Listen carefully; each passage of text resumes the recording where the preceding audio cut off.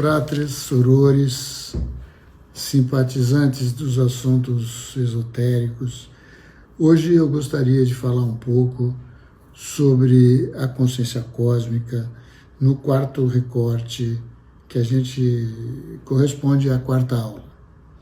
Na verdade, nós apresentamos a introdução do livro do Dr. Richard Maurice Bucke com esse tema da consciência cósmica, e eu me lembro que nós introduzimos, conforme o autor, em 4 temas principais que ele aborda para poder fazer depois um recorte mais aprofundado. Ele fala que no início nós percebemos apenas impressões sensoriais, ele chama de perceptos ou percepções, e isso ainda num nível de estágio de consciência muito, muito primitivo. Ele fala que há um progresso e isso evolui para uma percepção mais ampliada dos nossos sentidos e que isso representa um segundo estágio, que ele chama de consciência simples.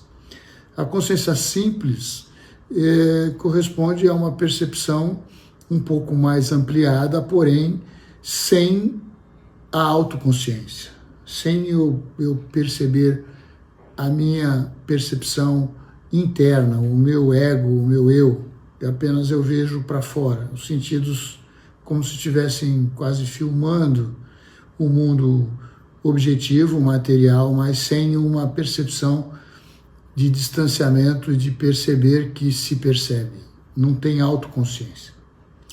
O terceiro nível é um nível em que já se tem autoconsciência, que aqueles elementos principais da percepção contribuem para a formação de conceptos, que seriam conceitos.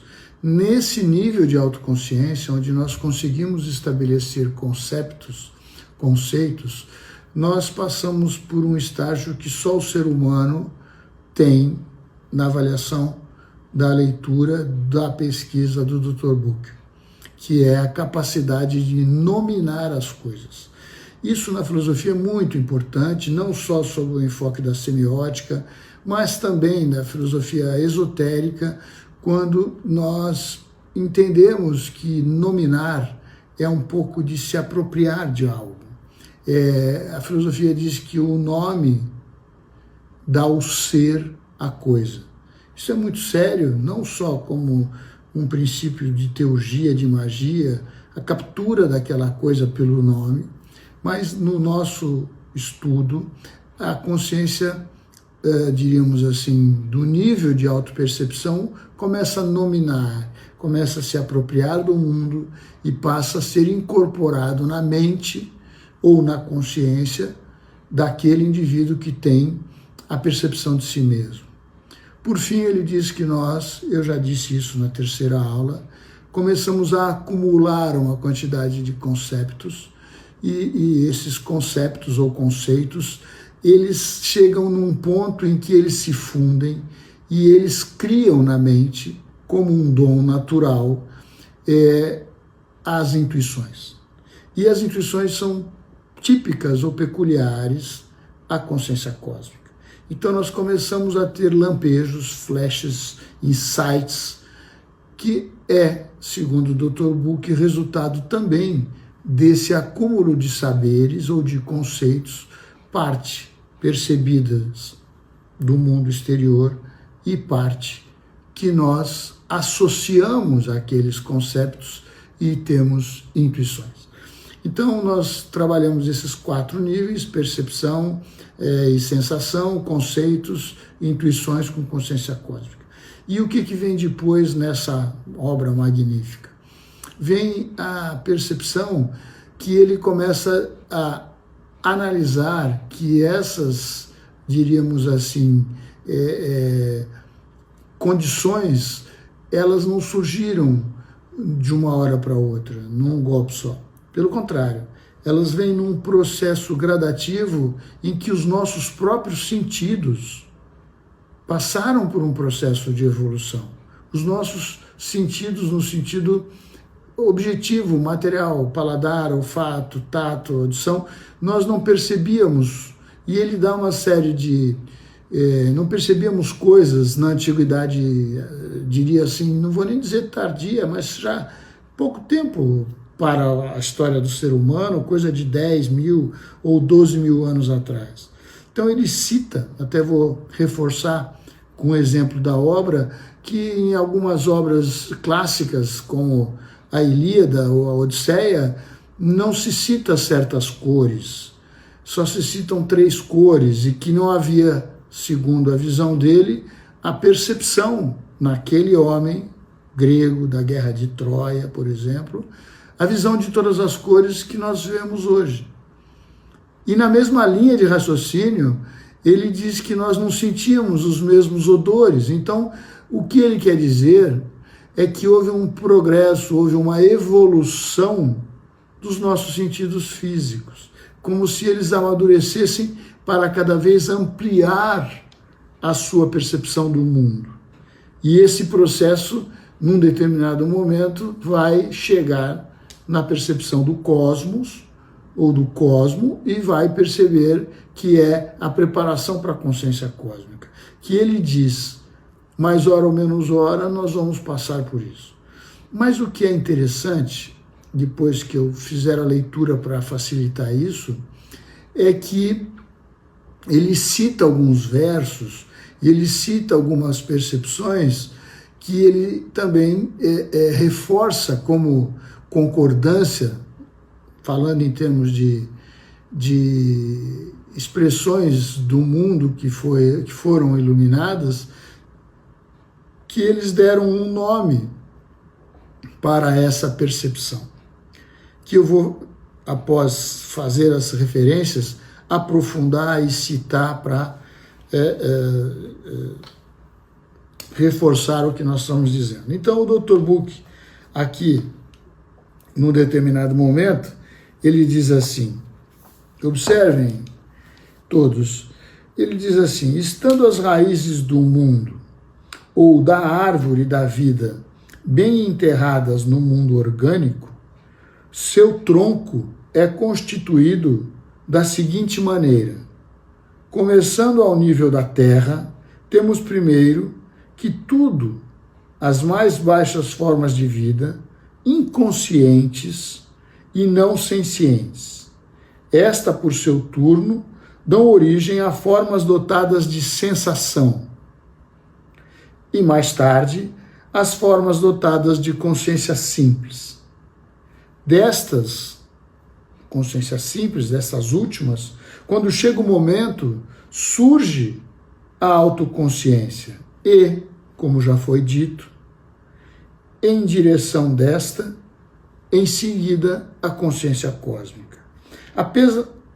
Apenas é necessário, neste ponto, como que se estivéssemos limpando a mente ou o terreno para o trabalho que irá ser feito, para enfatizar que a doutrina do desenvolvimento do ser humano, encarada do ponto de vista da psicologia, ele era psicólogo, Dr. Buch, está rigorosamente de acordo com a teoria da evolução em geral, tal como recebida e ensinada hoje em dia, no caso 1900, ano 1900, pelos mais destacados pensadores. Ora, prezados, se há um progresso de evolução, isso reforça uma máxima esotérica, conhecida de muitos, que a consciência vai se aprimorando.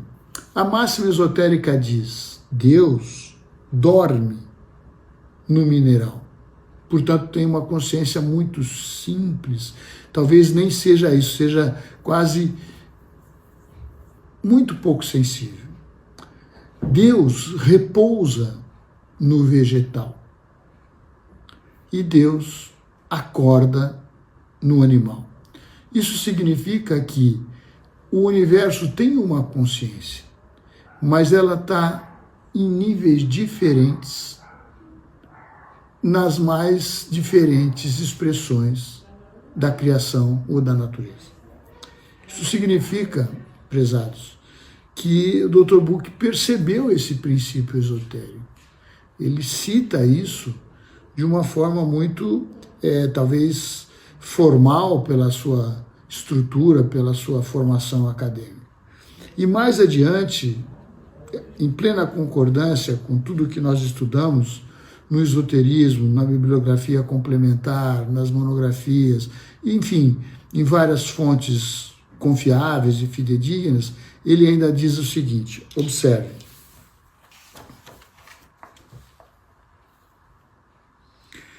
Ele está falando aqui da percepção que os nossos sentidos tiveram com o passar do tempo.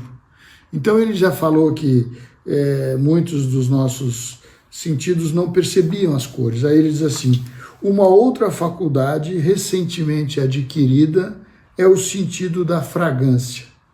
Ela não é mencionada nos hinos védicos e apenas uma vez nos Zendavesta. Geiser nos diz que o hábito de oferecer incenso juntamente com o sacrifício não é encontrado no Rig Veda, embora seja encontrado nos mais recentes escritos do Yad Shur Veda. Então, ele vai falar também nos livros bíblicos, a fragrância de flores é citada muito poucas vezes, no Cântico dos Cânticos, ou seja, os nossos sentidos, irmãos, fráteres sorores, evoluem na sua percepção. Então há uma evolução permanente que ele estuda e até o ponto de nós podermos concluir que a consciência cósmica vai ser também uma via de consequência desse progresso de percepção que o ser humano tem, que a história comprova que ele tinha muito menos e hoje já está muito mais amplo. E ali, mais avante, vem um ponto principal dessa aula que merece a nossa reflexão. Ele vai dizer que o salto da autoconsciência até a consciência cósmica não vou dizer denunciado, é constatado por mentes extremamente evoluídas. E ele atribui um valor muito grande à percepção e às descrições, por exemplo, de Dante, que escutava essas intuições com o nome de Beatrice. Ele cita aqui, já na página quase 100, essas percepções, e ele vai dizer, por exemplo, olha, convém darmos aqui alguns dessas mentes proeminentes que serão mais bem compreendidas à medida que prosseguirmos.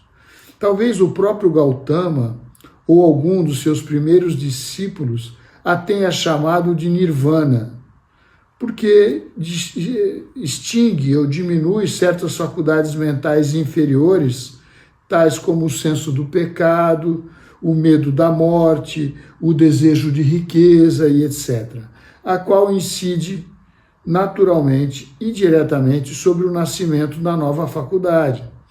Aí, vejam bem, aqui é muito importante, ele diz assim, a palavra nirvana é definida como o estado a que deve aspirar o santo budista, como a mais elevada meta e o maior bem.